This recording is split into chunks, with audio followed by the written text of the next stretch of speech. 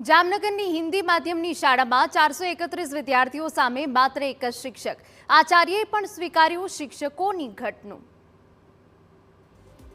શ્રી શિશુ વિહાર હિન્દી પ્રાથમિક શાળા, જે જામનગરની એકમાત્ર ગ્રાન્ટેડ હિન્દી માધ્યમની શાળા રૂપે કાર્યરત છે, વખતો વખતના વય નિવૃત્તિને લીધે જૂના શિક્ષકો વય નિવૃત્ત થતા શિક્ષકોની ઘટ છે.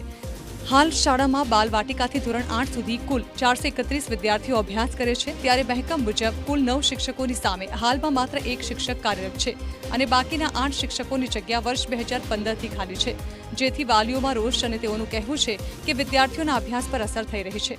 हमारे बच्चे इधर स्कूल में पढ़ने के लिए आते हैं, अच्छा पढ़ते हैं, लेकिन उनको पढ़ाने के लिए यहाँ पर सिर्फ एक ही गवर्नमेंट ने टीचर भेजा है.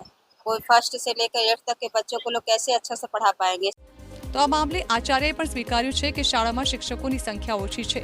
સરકાર જ્ઞાન સહાયકો આપે તો થોડી સરળતા રહે.